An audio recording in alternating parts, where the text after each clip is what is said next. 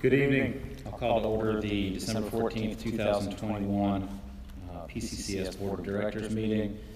Mission statement of Piedmont Community Charter School. Piedmont Community Charter School is a tuition-free K-12 school that offers a superior college preparatory education experience for this community and its families.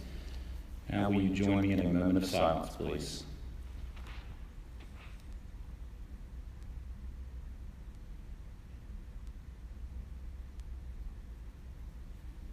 Thank you. We have no public comments tonight, so we will move on to agenda item 4. And actually before that, 2 items have been added before the meeting.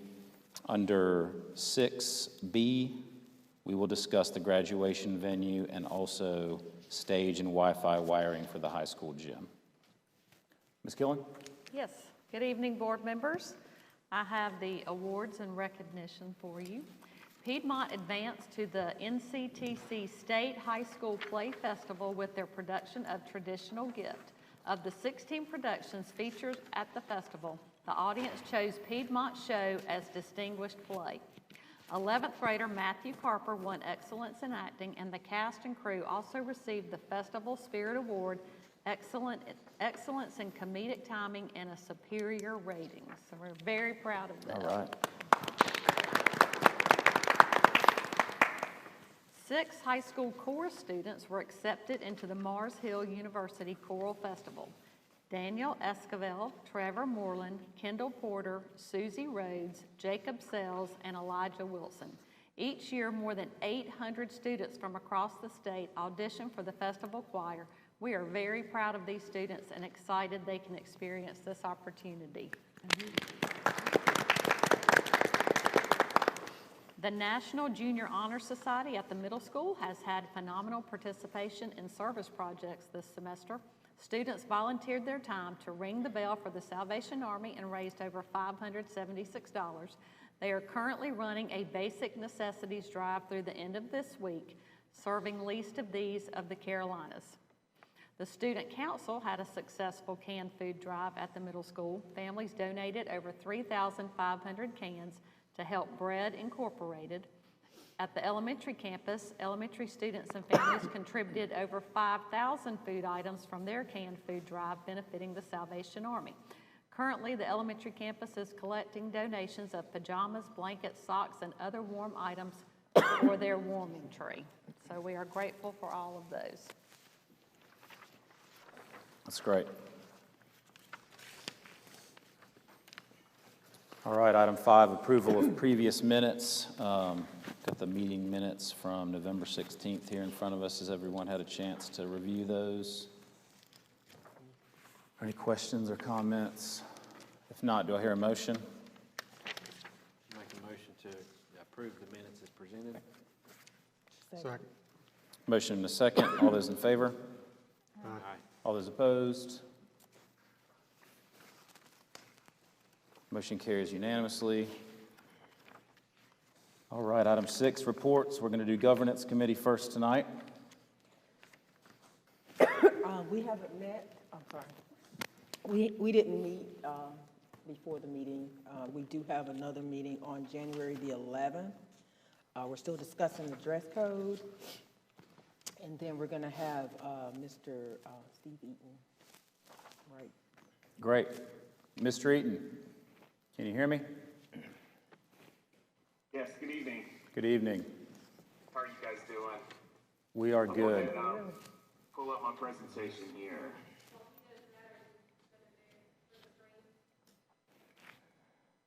Yeah, we're doing the screen, right?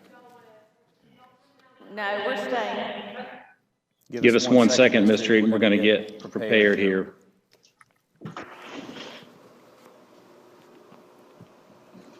Thank you for being with us again. Absolutely, glad to be here.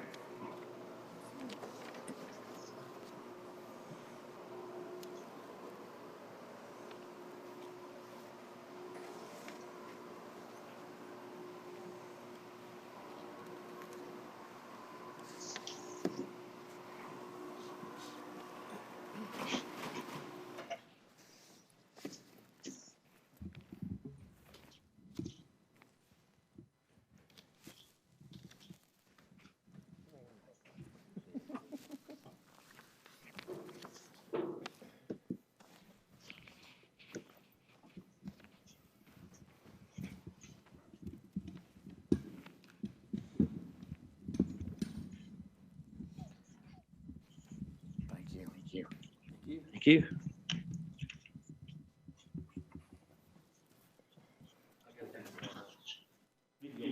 All right, just let me know.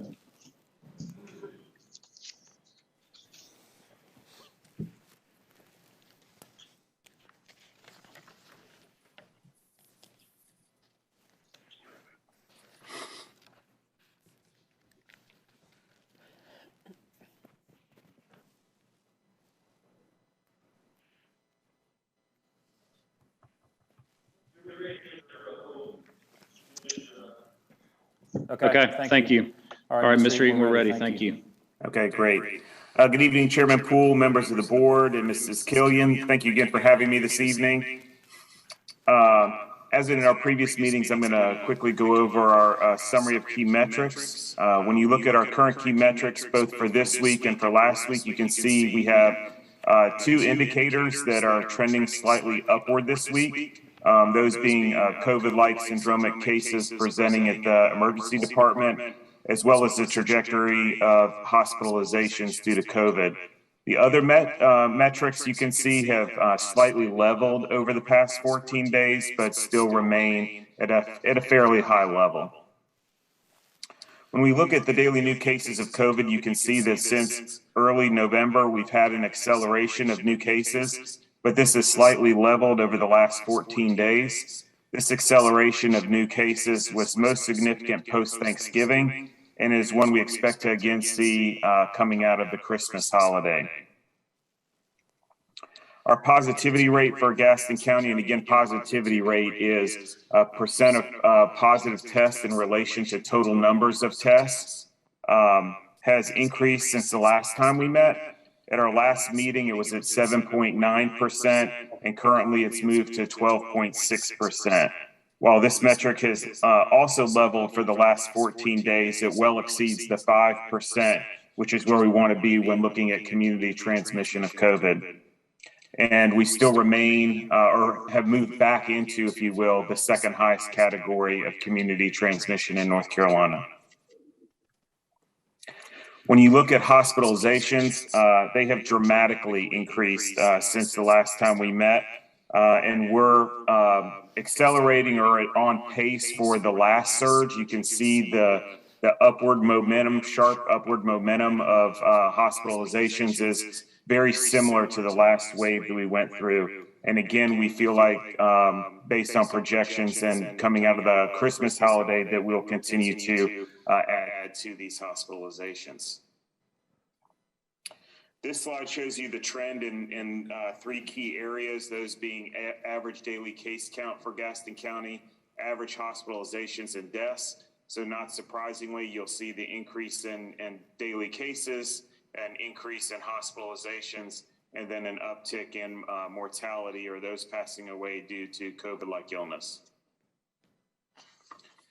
So let's take a look at school cases and contacts.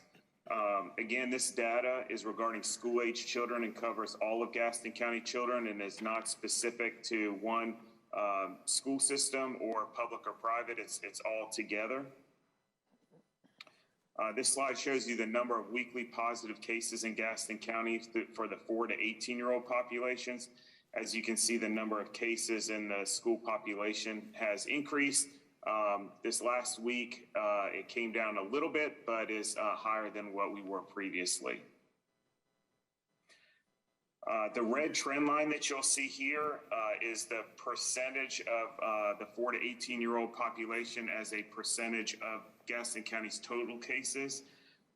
So this percentage has decreased from 31% in November to currently at 23%. In other words, we've seen a decrease in the percentage of the 4 to 18-year-old population making up the total number of COVID cases in Gaston County. This one is one that is not real surprising based on most school systems in our county moving to a mask optional policy. This slide shows the number of school exposures and quarantines. We moved from 117 quarantines in Gaston County the week of November 15th to 1,017 for the week of November 29th. So that's just in a week's period. The data is still being collected for the last 2 weeks, but when I checked with the Gaston County school system yesterday, they had over 1,300 this last week. So again, we're seeing a tremendous amount of kids needing to quarantine at home due to exposure. This is the data for our faculty and staff, cases and exposures. Again, this includes public, private, and charter. On this slide, you'll see we have a couple cases and a couple exposures for faculty and staff. With regards to vaccination, Gaston County continues to lag significantly behind the state average for vaccination among the 12 to 17-year-old population, as well as now we have data for the 5 to 11-year-old population. In Gaston County, 46% of the 12 to 17-year-olds are fully vaccinated compared to 31% in Gaston County. And most recently, with regards to the 5 to 11-year-old population, roughly 5% are fully vaccinated in Gaston County compared to 10% in North Carolina. This slide shows you month by month the number of Gaston County children who have needed to be hospitalized due to COVID. We had 4 in November, and currently we have 1 in the hospital. And then lastly, you'll see here, similar to other presentations, I do a side-by-side comparison of where we were this time in December in 2020 compared to where we are now. In 2020, we had 157 was our average daily case count. Currently, that's at 90. The average case count for the 4 to 18-year-old population in 2020 was 20.2. Currently, that stands at 17.8. The positivity rate in 2020 was 15.8%, and currently it's at 12.6%. And the average daily hospital census was 87 in 2020 and currently stands at 66. So moving forward, public health's recommendation for school systems based on the data that's been presented today is to return to the Strong Schools toolkit and guidance and to reinstate the universal masking protocol. This would allow for the assessment of the impact of the Christmas holiday on COVID cases, hospitalizations, as well as community transmission, and probably more importantly, how the Omicron variant is going to affect numbers over the holidays as that variant continues to be sequenced and better understood in terms of its penetration in our community. And further, per my previous slide, maximizing or trying to minimize, I should say, the number of children having to quarantine outside the classroom. So with that, I'll turn it back over to Chairman Poole. Thank you, Mr. Eaton. Again, we really appreciate you spending the time to give us this good information. Does anyone have, just before you go, does anyone have any questions or anything from Mr. Eaton? Okay. Well, thanks again. Have a good evening. You too. Thank you.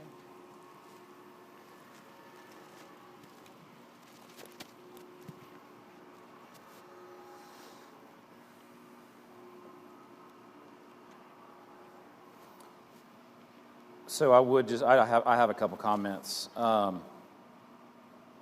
One good thing for us is looking at the school. We had our second lowest number of cases at all 3 campuses last week.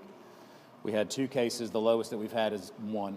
And we were at the all-time low of quarantines last week at 31. So that's very good news for us. Stayed not perfectly level after Halloween, but stayed very level. So, I think that right now we're looking good. I understand the concerns. An optional policy is not an anti-mask policy. So I would ask that you take that into account. So do I hear a motion for how we should proceed with masks? I'll make a motion that we maintain the mask optional policy currently in effect. Second. Motion and a second. All those in favor? Aye. That's 4-4. And all those against? Nay. Is that 2 against?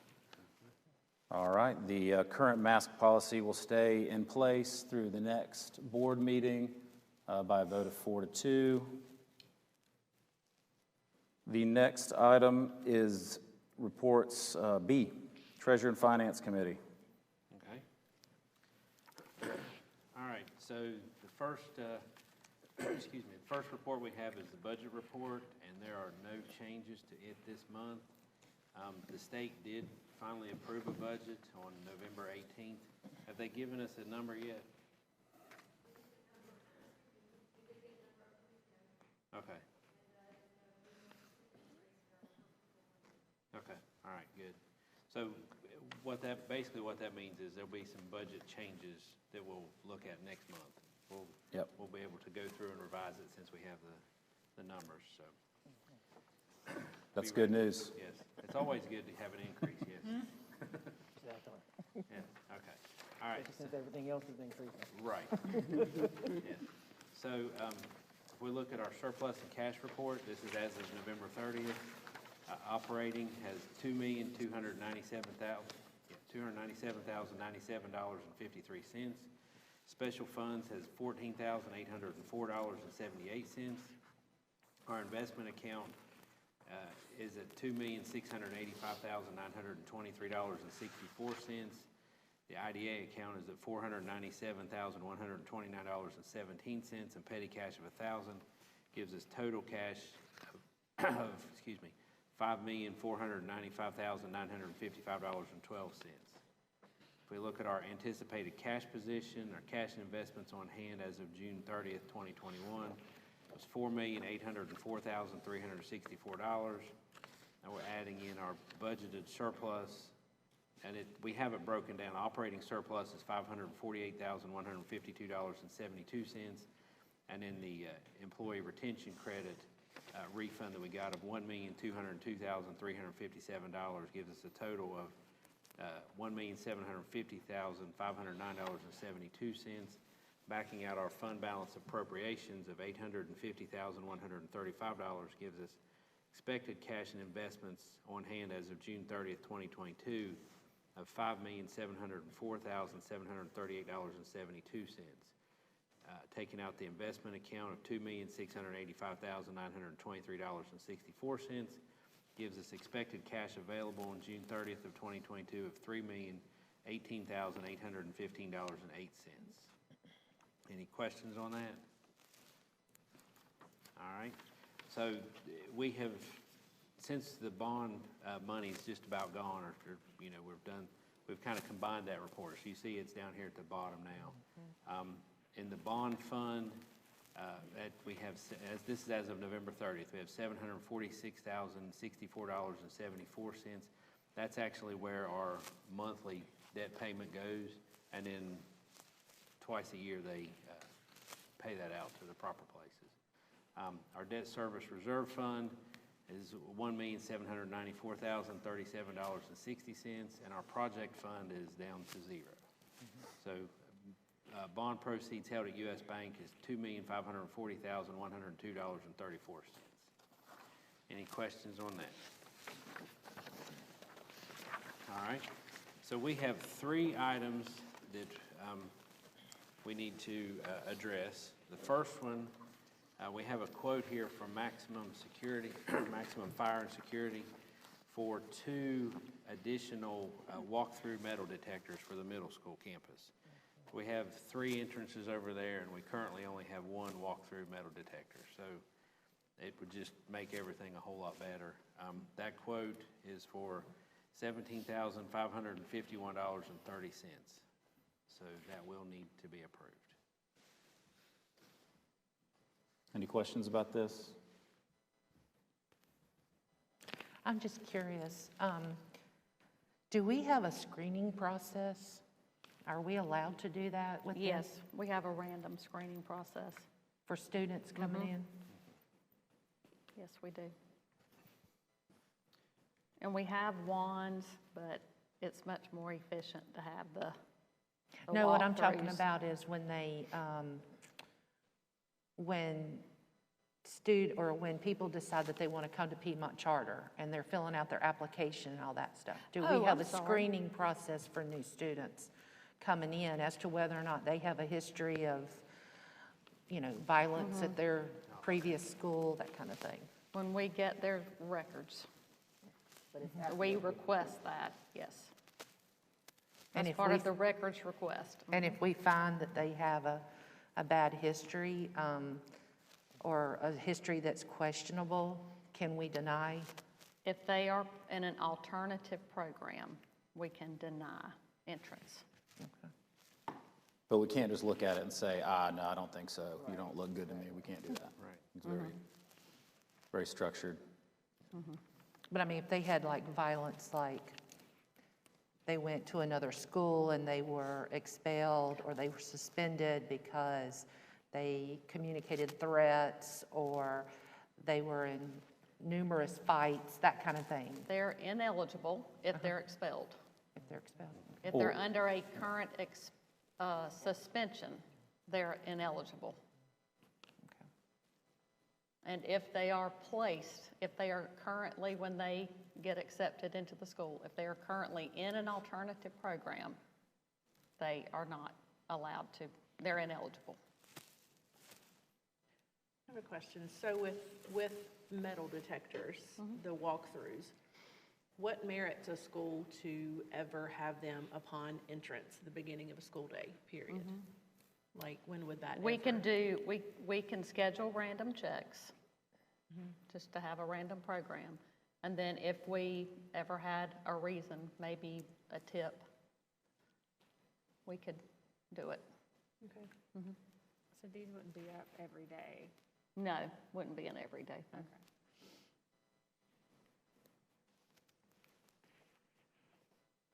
Any other questions or comments? So I have a question. So you're saying you're not going to use these every day? Don't you use the other ones when they come in every day? Not every day. Oh, you don't? Okay. Nope. I know I see it pulled to the side sometimes. So we're going to, get them, but we're going to, like, you choose a day, and you're just going to put them at all entrances? Okay, now I get it. Thank you. Okay.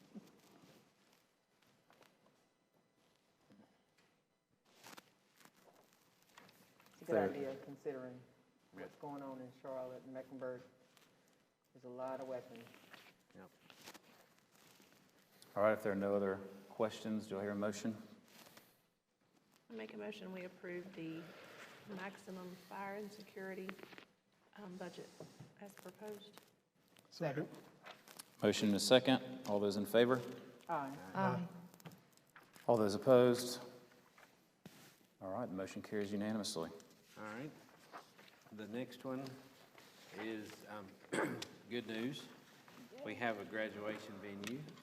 This year it's going to be at the Piedmont Health Park, otherwise known as Few Stadium, Awesome. on June 3rd. And in the event of rain, they already have a rain date of June 4th that morning. So, total cost for that is $7,490. So that will need to be approved. Okay. Any comments or questions about that?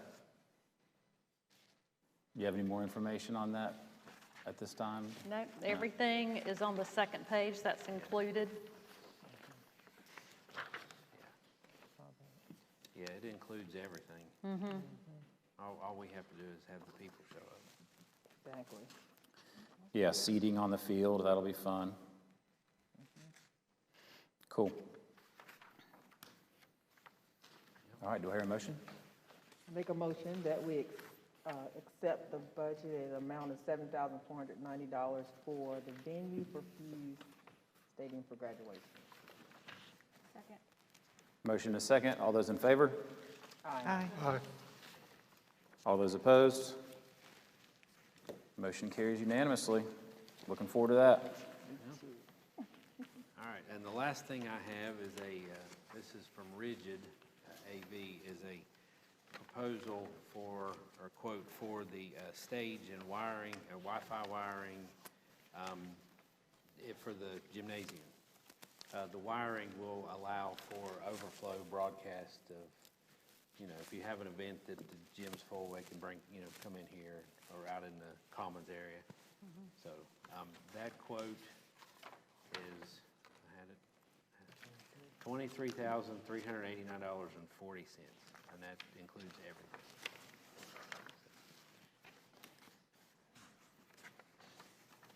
One more time, any questions or comments on this one?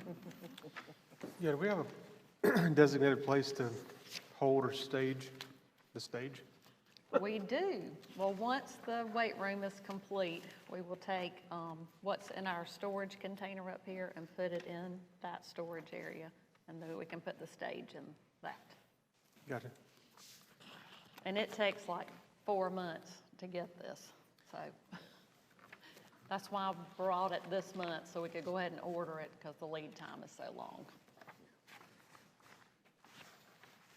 Yeah, so if that question come up, this probably would not be here and installed prior to graduation. So, Okay. yeah. Fuse might be pretty fun. Oh, yeah. No, I know. Any other questions or comments? Do I hear a motion? Make a motion that we accept the quote for the stage and equipment for the gym for the amount of $23,000,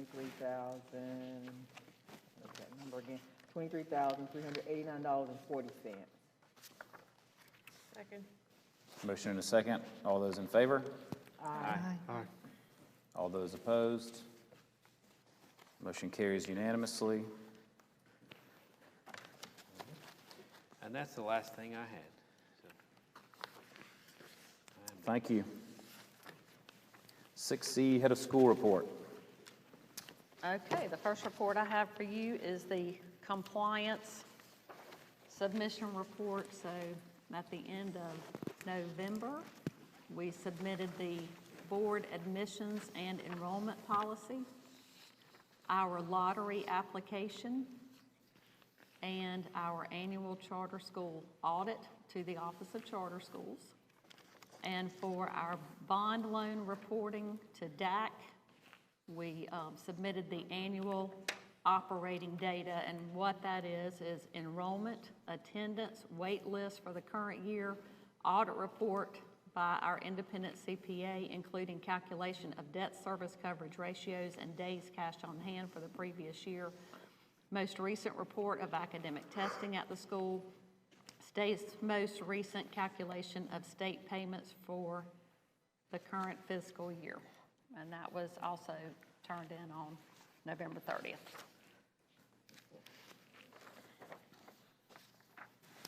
Next, I have the enrollment report. The total enrolled as of December the 6th was 1,840.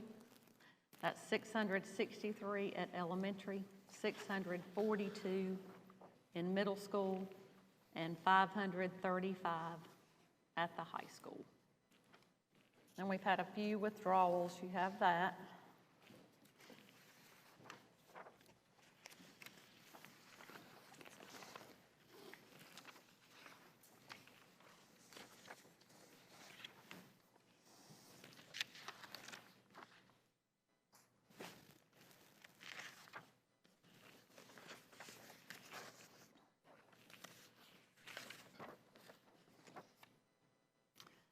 Okay, next we have the personnel report. We did fill 2 positions. At the elementary school, James Helms is the part-time custodian, and Mrs. Claudia Blackwood took the EC teacher position. And that does need to be approved. Okay, any questions about that? Do I hear a motion? I'll make a motion to approve the personnel report as presented. Second. Motion and a second. All those in favor?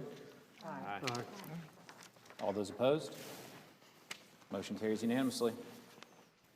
Thank you. And on the calendar, of course, we have Christmas holiday break that begins on the 21st with a half a day and goes through January 5th. But on January 6th and 7th, we have teacher work days, so the kids don't come back until January 10th. Be a nice long break. Yep. Is that it? That's all I have for you. Thank you. Okay, 6D, Enrichment Committee report. Ms. Largent wasn't able to join us tonight, but she sent me an update. And they did have a December meeting on the 7th looking at the iReady beginning of year data in reading and math for K-8. Piedmont's meeting our goals. iReady data guides the composition of small group review. And then they also looked at the NC check-ins data for reading, math, and science for grades 3 through 8. NC check-ins assessments make teachers aware of any learning gaps in the standards addressed thus far in the school year. Middle of year, iReady assessments recently occurred. High school's preparing for exams, as I'm sure you know if you have a high schooler. And the next check-ins will be in February. Over the next few years, the state plans on making changes to the current NC check-ins assessment. And then finally, they looked at student engagement and teacher working conditions surveys. The next meeting is on January 11th. And then she also added at the end that after a multitude of challenges and changes the pandemic presented, things appear to be getting back on track at Piedmont. So I think we're seeing some good data coming in from our testing. And, it's been a tough, continues to be and has been a tough couple of years, and that's important for us to be testing at a high level, so that's good to hear. 6E, Athletics Committee report. For the high school this year, the swim club is going to occur instead of a swim team due to the lack of pool access. The winter sports, JV boys basketball, varsity boys basketball, varsity girls basketball, and varsity cheerleading. Coach Radford is receiving lighting bids for the soccer field, and the weight room is projected to be completed by January 2022. Thank you. Item 6F, Facilities Committee. All I have is about the weight room being completed. I know, she stole your thunder. Sorry. Well, that's a good one. That's a fun one. Get that thing going. All right, I don't have any other business. Anyone else have any new business? All right, if that's the case, we stand adjourned. The next